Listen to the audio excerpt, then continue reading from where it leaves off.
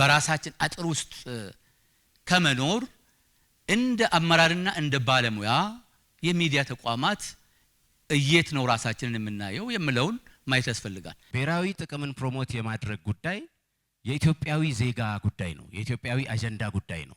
ስለዚህ የሌላ ሀገር ዜጋ ወይም የሌላ ሀገር ተቋም ወይም የሌላ ሀገር ሚዲያ መጥቶ የኢትዮጵያን ብሔራዊ ጥቅም ፕሮሞት ሊያደርግ አይችልም። ከውጭ ሚዲያዎችም ወደ ሀገራችን ተተርጉመው የምናቀርባቸው የውጭ ሀገር ዜናዎች ተብለው የሚቀርቡት መነሻቸው መስፈርታቸው ምንድነው የሚለውንም ብናስብበት መልካም ነው በየሚዲያው። እነዚህ አስተያየትና ጥያቄዎች የኢትዮጵያን ብሔራዊ ጥቅም ከማስከበር ረገድ መገናኛ ብዙሃን የሚኖራቸው ሚና ላይ በመከረው ሀገራዊ ኮንፈረንስ የተነሱ ሀሳቦች ናቸው። የኢትዮጵያ መገናኛ ብዙሃን ባለስልጣን ብሔራዊ ጥቅም ላይ ሚዲያዎች ሊኖራቸው ስለሚገባው አበርክቶና ኃላፊነት ከባለድርሻ አካላት ጋር ውይይት አካሂዷል። በመርሃ ግብሩ የመክፈቻ ንግግር ያደረጉት የጠቅላይ ሚኒስትሩ የማህበራዊ ጉዳዮች አማካሪ ሚኒስትር መዋዘ ጥበባት ዲያቆን ዳንኤል ክብረት የኢትዮጵያን ብሔራዊ ጥቅም ማስቀደም መንግስት በመደመር እሳቤ ትኩረት ከሰጣቸው መርሆች ቀዳሚ መሆኑን ገልጸዋል። የእምነትና የፖለቲካ እንዲሁም የእሳቤ ልዩነቶች ከብሔራዊ ጥቅም ጋር የሚገናኙ አይደለም። ግዛትና አንድነትን የማስከበር ጉዳይም የሁሉም ዜጋ ኃላፊነት ሊሆን እንደሚገባ አሳስበዋል። ብሔራዊ ጥቅም ማለት አንድ አገር የሆነችበትና አገር የምትሆንበት ምክንያት ጉዳይ ማለት ነው። የሀገር ሉዓላዊነትን ይመለከታል፣ የግዛት አንድነትን ይመለከታል፣ የሀገር ድንበርን ይመለከታል፣ አገርን በኢኮኖሚ ራሷን የማስቻል ምክንያቱም የሉዓላዊነት ጉዳይ የመንግስትነት ጉዳይ ብቻ ሳይሆን በኢኮኖሚ ሉዓላዊ ያልሆነ ሀገር በመንግስትነቱ ሉዓላዊ የመሆን እድሉ፣ በወታደራዊ ቴክኖሎጂው ሉዓላዊ ያልሆነ ሀገር፣ በሲቪል ቴክኖሎጂው ሉዓላዊ ያልሆነ ሀገር፣ በግብርናው ሉዓላዊ ያልሆነ ሀገር፣ በትምህርት እሳቤውና በትምህርት አካሄዱ ሉዓላዊ ያልሆነ ሀገር በሌላው ነገር ሉዓላዊ የመሆን እድሉ 9 በር ያለውን ቤት 4-5ቱን ዘግቶ 3-4ቱን ከፍቶ ቤቱን ዘጋውት እንደማለት። ልክ እንደ ታላቁ ህዳሴ ግድብ፣ የባህር በር ጉዳይ፣ አረንጓዴ አሻራ፣ ቀጠናዊ ጉዳዮች፣ ዲፕሎማሲ፣ ሀገራዊ እድገትና መሰል አጀንዳዎችን ብሔራዊ ጥቅምን ባከበረ መልኩ የሚሰሩ ሚዲያዎች እንዳሉ ሁሉ ከተጻራሪ ኃይል የሚቀርቡ አጀንዳዎችን የሚዘግቡ ሚዲያዎች ጥቂት አለመሆናቸውን የመገናኛ ብዙሃን ባለስልጣን በመድረኩ ባቀረበው ጽሑፍ አብራርቷል።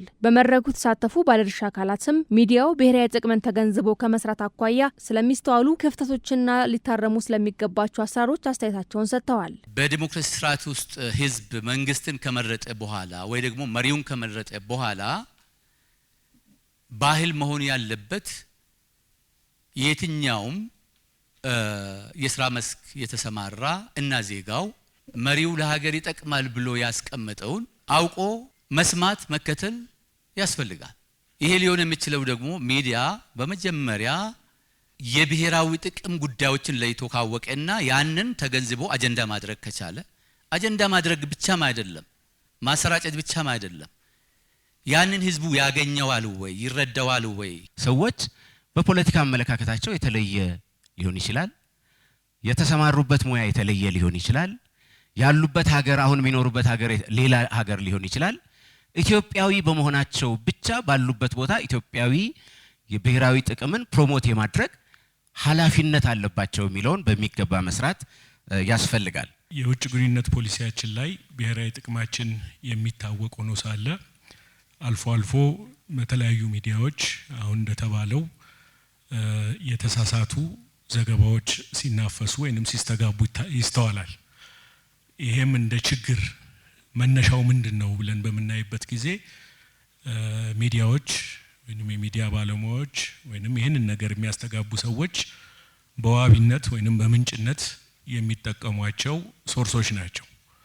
እንግዲህ የውጭ ግንኙነት ላይ የውጭ ግንኙነት ዜና ሊሆኑ የሚችሉ ምንጮች ብዙ ጊዜ ለዲስኢንፎርሜሽን እና ለሚስ ኢንፎርሜሽን የተጋለጡ ናቸው። ሚዲያ ባለሙያነት እና አመራርነት እንደ ሕክምና እንደ ሃይማኖት አባት በጣም በከፍተኛ ኤቲክስ ሊሰራ የሚገባው ነገር ነው። የውጭኖቹንስ ፎረን ኮረስፖንደንስ የሚለውን ምንድነው የሚያስፈልገው ቢባል እነዚህ ሰዎች ኢትዮጵያንም ካለማወቅ ይመስለኛል ብዙ ጊዜ ካለማወቅ ነው የሚነሳው ስቶሪ ናሬቲቭን እንትን ሲሉ ስለዚህ አንድ አይነት እንደ ፕሬስ ክለብ ቢቋቋም መረጃን በቀላሉ የማግኘት ችግር ብሎም ከዲጂታል ቴክኖሎጂ መስፋፋት ጋር እኩል አለመራመድ ለዘርፉ ማነቆ መሆናቸውን ያነሱት የጠቅላይ ሚኒስትሩ የማህበራዊ ጉዳዮች አማካሪ ሚኒስትር ሙዓዘ ጥበባት ዲያቆን ዳንኤል ክብረት መገናኛ ብዙሃን ከብሔራዊ ጥቅምን ከመበየንና ዘገባዎችን ከማሰራጨት በፊት ጥልቅ ምርመራ ማድረግ እንደሚጠበቅባቸው ገልጸዋል። የሆነ ቦታ ላይ የሆነ ግጭት ሲያጋጥመን ምንድነው የምንለው?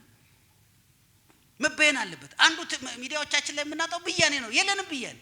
ስለዚህ ነው እኮ የተለያየ ነገር ነው የምንለው። ግን የውጮቹ ሚዲያዎች ይዋቸው በየነው ነው የሚነሱት። ከብሔራዊ ጥቅሞቻቸው አንፃር በየነው ነው የሚነሱት።